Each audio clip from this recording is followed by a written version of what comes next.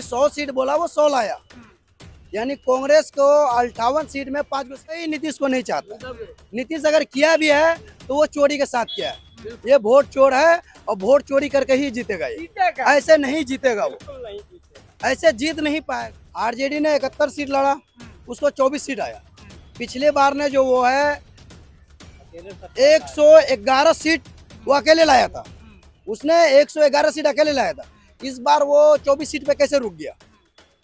इस चीज को मुद्दा उठना चाहिए। बिहार में सरासरी वोट चोरी हुआ है, ये बीजेपी वाला ने बिल्कुल चोर है। आपने देखा कि हम यहाँ पे वोट चोरी के मुद्दे पे हर किसी की राय ले रहे हैं, तो हम आपसे भी पूछना चाहेंगे कि आप बिहार से बिलोंग करते हैं, आपको क्या लगता है कि वोट चोरी वहाँ हुई है या नहीं हुई है? एसआईआर का कोई इम्पैक्ट गिरा है या नहीं गिरा है?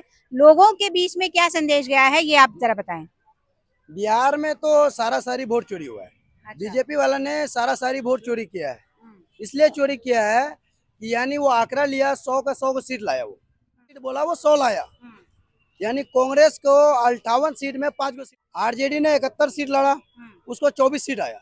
पिछले बार ने जो वो है 111 सीट वो अकेले लाया था, उसने 111 सीट अकेले लाया था। इस बार वो 24 सीट पे कैसे रुक गया?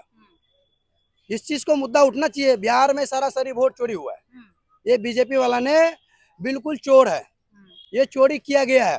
किस तरीके से आपको लगता है कि वोट चोरी हुई है? पूरी जनता के जनता बिहार का कोई बच्चे बच्चे भी पूछेगा वो तेजस्वी भैया बोलेगा। इसलिए कि सारा बिहार में जितना भी है सारा तेजस्वी का चाहत है, कोई नीतीश को नहीं चाहता। नीतीश अगर किया भी है तो वो चोरी के साथ किया है। ये वोट चोर है और वोट चोरी करके ही जीतेगा ये।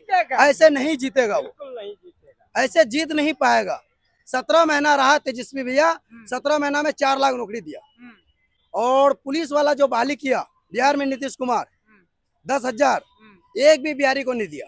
सारा राजस्थान यूपी से लगाया। लेकिन सब तो कह रहे हैं कि जो महिलाओं को 10,000 रुपए मिले हैं उसका बहुत बड़ा इम्पैक्ट गिरा है। महिलाओं को सशक्तिकरण करने के लिए उन्होंने जो रुपए दिए हैं उससे महिलाओं ने बहुत बढ़िया काम किया और इसीलिए उन्होंने नीतीश जी को ये किया है। महीने दे दिए हैं 10,000, कितने औरतों को दे दिए हैं? 14,000 करोड़ दिए हैं।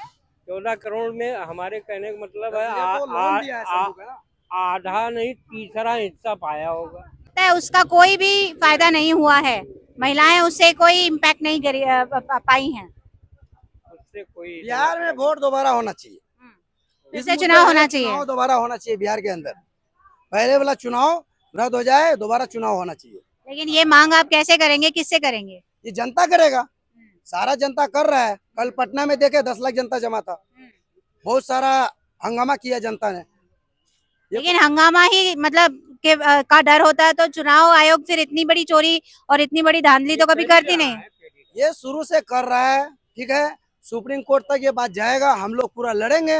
आरजेडी की तरफ से है और आरजेडी रहेगा हम लोग का हमेशा के लिए। आरजेडी से हम लोग को कोई दिक्कत नहीं है, कांग्रेस से कोई दिक्कत नहीं है। ये बीजेपी वाला जब से आया है ये हिंदू मुस्लिम करके सबको लड़ा रहा है। कहीं पे भी पहले था 10-15 साल पहले कहीं हिंदू मुस्लिम नहीं चल रहा था, अभी कहीं भी चल रहा था हिंदू मुस्लिम। दिल्ली में देखिए इलेक्शन के समय में बम फोड़ा गया, क्या बोला मुस्लिम है, उसका क्या पहचान है मुस्लिम है। गाड़ी किसी को कोई भी ला सकता है, गाड़ी किसी भी कोई ला सकता है। हम भी गाड़ी बेच दिए, 2 साल नहीं दिए ट्रांसफर। अगर मेरा गाड़ी से कोई बम फोड़ देते, ऐसे थोड़ी है बम मैं ही फोड़ रहा हूँ। हिंदुस्तान में मुस्लिम को कोई इज्जत नहीं दे रहा है बीजेपी वाला ने। तो ध्रुवीकरण की राजनीति कर रहे हैं और उनको दुय्यम दर्जे का नागरिक बना के रखा है। बिल्कुल बिल्कुल। तो आप एज ए हिंदू इससे आप बहुत खुश हैं क्या? लोग कहते हैं कि हिंदू लोग मुसलमानों को दबाते हैं तो हिंदू लोग खुश होते, तो क्या ये सच है? नहीं, ये सच नहीं है, लेकिन ये है सरकार चाहता है कि ये सच रहे। हम लोग नहीं चाहते, हम लोग सब भाई भाई है, कभी हम लोग किसी के साथ विरोध नहीं करेंगे। लेकिन ये नीतीश कुमार जो है, पीएम नरेंद्र मोदी जी जो है, ये चाहता है ये सब अपने में लड़े और सारा इलेक्शन का फायदा वो उठाए बस। तो आपको क्या लगता है कि अब जो जनता की जो आवाज है वो दबाई गई है, वो किसको फायदा देने के लिए दबाई गई है? अदानी अंबानी को फायदा देने के लिए दबाई गई है या क्या इसका ये देखिए ये सारा इसमें साजिश है, ठीक है। जो भी बात हुआ है इलेक्शन डिपार्टमेंट से ये सारा साजिश है, ठीक है। ये बिल्कुल सारा सारी चोरी है वोट। इसमें जो अगर वो चाहेगा कि मैं अपना बदौलत लड़के मैं जीत जाऊं, ये कभी नहीं हो सकता बिहार के अंदर। मैं बिहार का हूँ, पूर्णिया जिला से। ठीक है। पूर्णिया ने तो इस बार भर भर के AIMIM को भी बहुत वोट दिया है। हाँ दिया है हम लोग, लेकिन कांग्रेस को दिए। हम लोग जो भी दिए हैं कांग्रेस को दिए हैं। MIM को दिया है, जहाँ उसका सीट जीतने का था वहाँ वो जीत चुका है। ठीक है, हम लोग MIM को नहीं दिए है, हम लोग कांग्रेस को दिए हैं। कस्बा विधानसभा से हम लोग कांग्रेस को दिए हैं। हम तो लोग आप चाहते हैं कि कांग्रेस आए इस देश में और फिर से एक बार सौहार्द की राजनीति हो और भाईचारे की राजनीति हो? कांग्रेस तो आना तय है। आप देख लीजिए ना, पलटू चाचा 6 महीना के अंदर में पलटू मारेगा। मैं लिख दे रहा हूँ, पलटू चाचा पलटी मारना है, 6 महीना के अंदर में वो फिर आएगा। और 2029 में राहुल गांधी प्रधानमंत्री बनने से कोई नहीं रोक सकता है, ये चीज देख लीजिएगा। ठीक, धन्यवाद। वही चोरी हो जाए तो क्या करबो? वोटवा चोरी है तो हम जनता है, हम लड़ सकते हैं ना। आप अपनी राय रखना चाहेंगे वोट चोरी के ऊपर? आपको लगता है कि बिहार में SIR ने कुछ कमाल कर दिखाया है? बीजेपी NDA को इतनी बड़ी जो बढ़त उन्होंने दी है वो किस कारण से हुई है?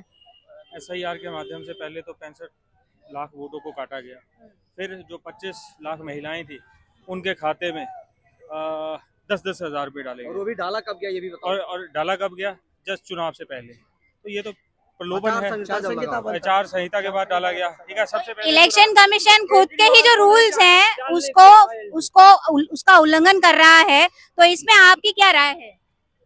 जो ज्ञानेश कुमार गुप्ता हैं, मुझे लगता है उनका गठबंधन भाजपा के साथ हो चुका है और हमारी यही राय है।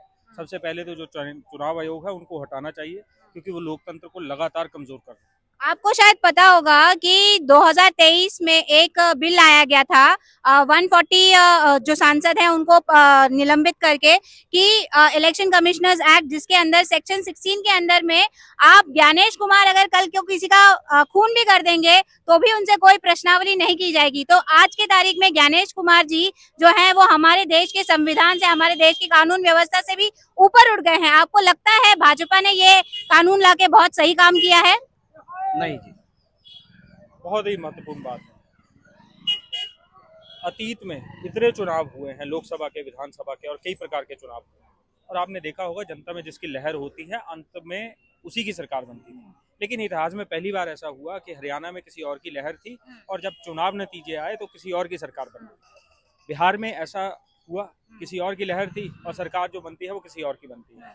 तो मुझे लगता है कि जिस तरीके से संवैधानिक संस्थाओं को लगातार कमजोर करने की कोशिश जो सत्तारूढ़ पार्टी है वो कर रही है, और साथ में ये ज्ञानेश कुमार गुप्ता जो है इनके साथ संलिप्त हो गए, तो इनका इस्तीफे की आप लोग मांग करेंगे और ये जो अनलॉफुल कॉन्स्टिट्यूशनल एक्ट जो इन्होंने बनाया है उसको खारिज करने की आप लोग डिमांड रखेंगे क्या जनता के होने के माध्यम से? पुरजोर तरीके से हम उनके इस्तीफे की भी मांग करते हैं, और ऐसे व्यक्ति जो संवैधानिक संस्थाओं को कमजोर करता है, इस व्यक्ति को हटा देना चाहिए, तत्काल प्रभाव से हटा देना चाहिए। धन्यवाद, धन्यवाद। आप कुछ बोलना चाहेंगे? ठीक है, धन्यवाद, थैंक यू। चलिए, आज यहाँ पे बहुत सारे लोगों ने अपनी राय दी है और फिर से हमने देखा कि कहीं ना कहीं जनता के मन के अंदर ये टीस है कि SIR के माध्यम से उनकी आवाज जो है वो दबाई गई है, उनके जो वोट हैं उनको डिलीट किया गया है और उनको वोट देने का अधिकार उनसे छीना गया है। मैं Chitra Batham, signing off right now. Thank you.